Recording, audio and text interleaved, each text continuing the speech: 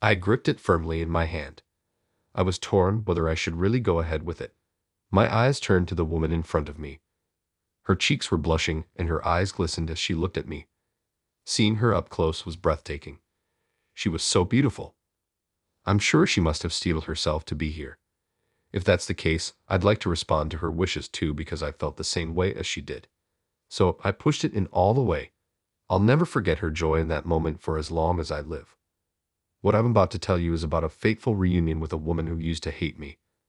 I'm James Peterson, a 32-year-old gynecologist working in a hospital. Although I am now steadily gaining experience as a doctor and working well, I actually went a long way to become a doctor. I had 2 failed attempts before I got into med school, or rather, I didn't take the exam for 2 years. I was in a top-performing class in high school and within the range of getting into a medical school. But on the day of the preliminary exam, my chronically ill mother collapsed. The exam became the least of my concerns, and I didn't go to the exam center. I spent 2 years supporting my mother, who was on the brink of life and death. It might have been a detour, but there's nothing more important than life, so I have no regrets. Sadly, my mother passed away, but I'm glad that I could be there for her. I always dreamed of becoming a doctor, and through my mother's battle with illness, my desire became even stronger. So 2 years later than my peers, I entered medical school. Now, working as a doctor, a woman transferred to my hospital, the beautiful classmate from high school who used to hate me. Amanda became my patient.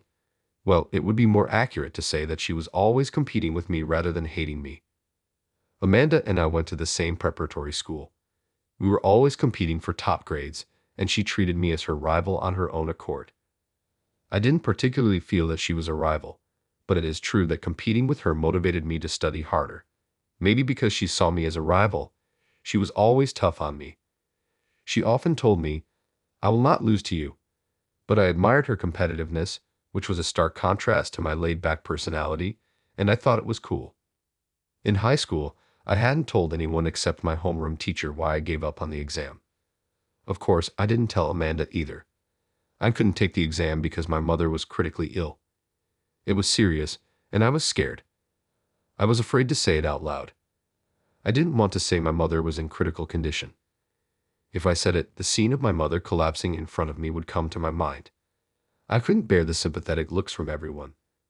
But Amanda, not knowing the reason, seemed to think that I had run away from the exam. "You didn't have the confidence and you ran away, not even going to the exam site. You're such a coward." She insulted me like that and wouldn't talk to me from then on. She got accepted into a prestigious university. It was the university she had always claimed she would get into since our freshman year of high school. She was honest with her feelings and straightforward.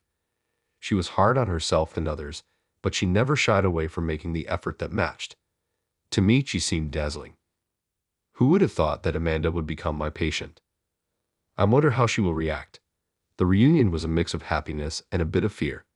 I met Amanda when I was shopping at a convenience store before work.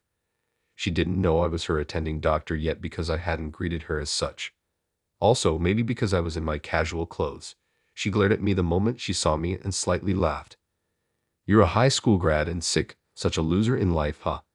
It seems that because of my cancellation of the high school exam, I was a loser in her eyes. I'm your doctor." What? What are you talking about?" I showed her my name tag, which stated my title as a doctor. To the bewildered her, she was staring at it in a daze. After revealing at the store that I was her doctor, Amanda left the place without saying a word. I went to her room to greet her later, but she didn't say anything. Perhaps she was still angry. She had been diagnosed with ovarian cancer at another hospital and was transferred to my hospital for surgery. The hospital where I work has a good reputation for gynecology and attracts patients from other hospitals for surgery.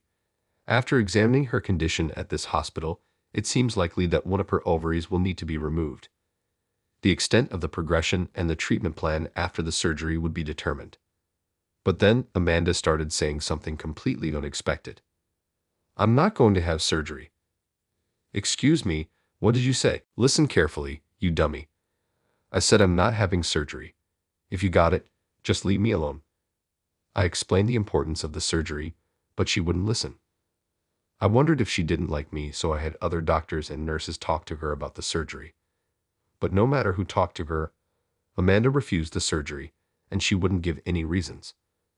I wanted to respect the patient's wishes, but I wanted her to make a choice that values her life more than anything.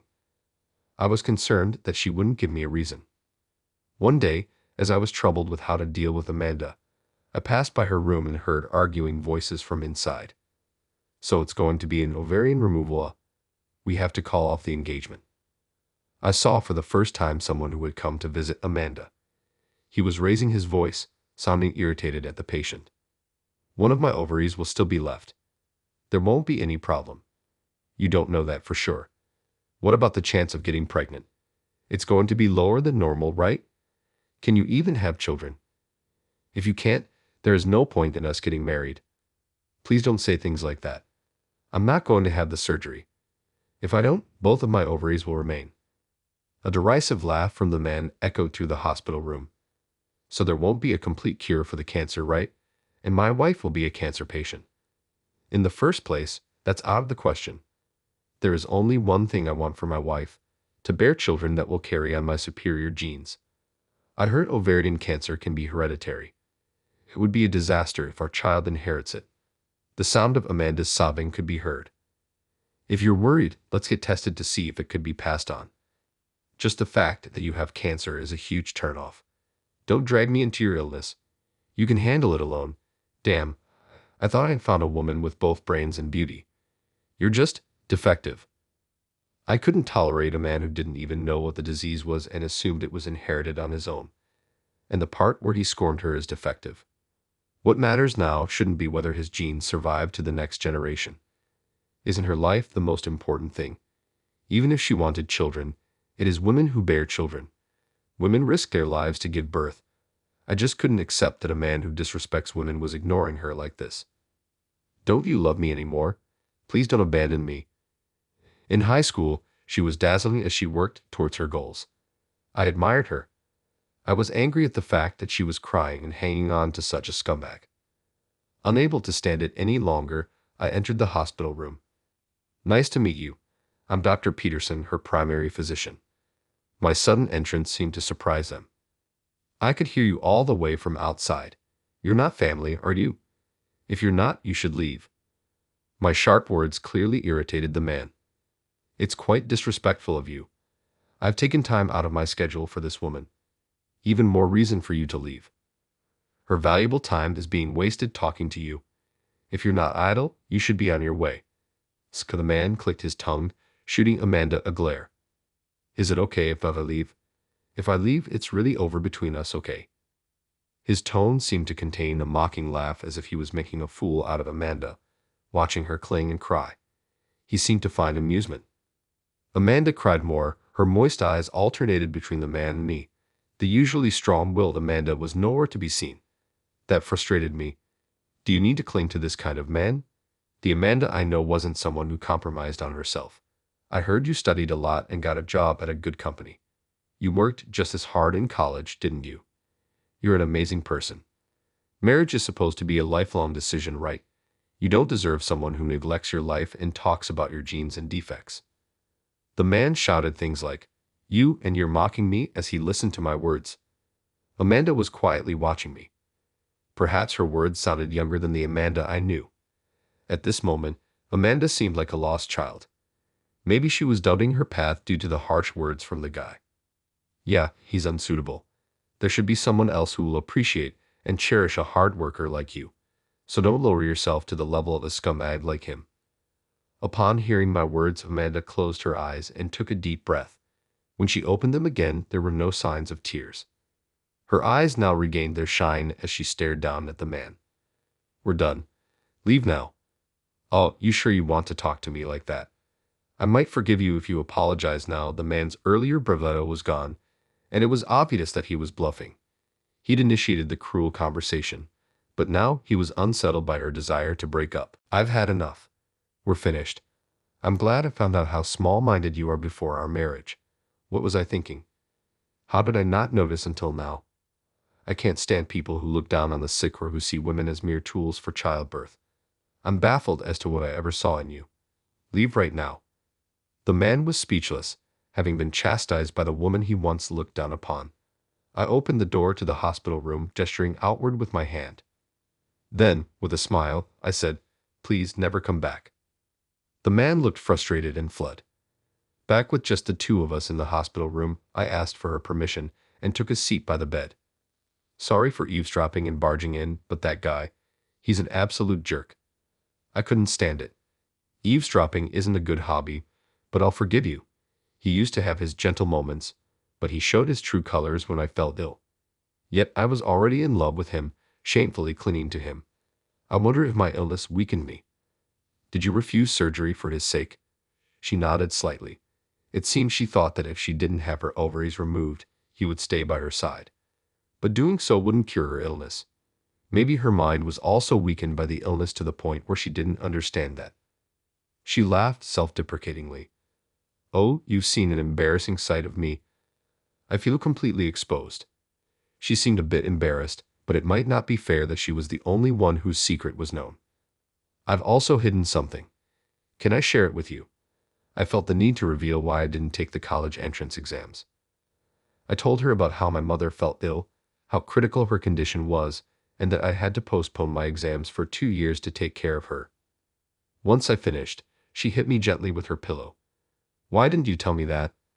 At such a tough time, I accused you of running away, didn't I? That's awful. I didn't want to worry you, so I couldn't say it.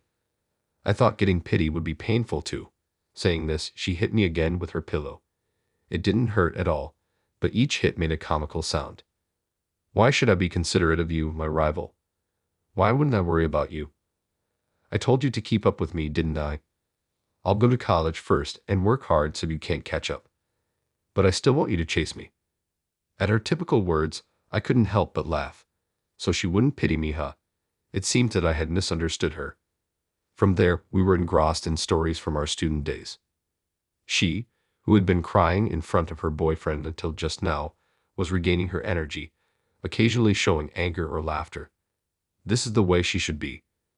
Her clinging to such a terrible guy is just not like her. So, what will you do about the surgery? She looked at me blankly before laughing defiantly. Of course, I'm going to do it. I'll get well quickly and work hard again. I worked hard to get into this company. I'm still going to rise to the top. Her competitive spirit came out in her face, just like her dazzling student days. She's still shining now. The surgery was a success, and the pathology report indicated the cancer could be completely removed with low malignancy and low risk of metastasis. At her request, genetic testing was done, which showed no genetic risk for cancer. Both she and I were relieved. During her hospitalization, we talked every day, and the distance between us seemed to have closed. I enjoyed the time I spent talking to her outside my working hours. Bring me a drink in the afternoon. I'd like something sweet tomorrow. She started making demands, and I found her making these small promises adorable. I'm sure I wasn't the only one who found our talks enjoyable. On the day of her discharge, I had prepared flowers for her. As we were leaving the hospital, I handed her the bouquet. Congratulations on your discharge. She looked at the bouquet, then turned her face away with a pout. Can't you see my hands are full? I can't carry any more. Interpreting her response as a refusal to accept, I felt a bit disheartened. Because I can't carry it, bring it to my house, huh? I was still processing what Amanda had just said and stared at her blankly. What did you just say? That's what I said. Since I can't carry it, you bring the flowers to my house. Well, Amanda, I don't know where your house is. She then placed a piece of paper with something written on it in my pocket. I reached into my pocket and felt the paper. What's written here? I asked. My contact and address. You need to bring flowers. Call me after work. It seemed that Amanda was willing to see me outside the hospital. I clenched the piece of paper in my hand. I was hesitant about whether I could really keep this in my pocket just like this. While thinking about what to do, I looked at Amanda, who was standing in front of me. She was there, her cheeks turning red, her eyes moist as she looked at me. Surely she had made up her mind to be here with me. If that's the case, I'd like to respond to her wishes too. After all, I feel the same way about her. That's why I firmly pushed the paper into the depth of my pocket. Even if you ask for this back, I won't return it. Hearing my words, she seemed to relax. Perhaps she had been tense as well.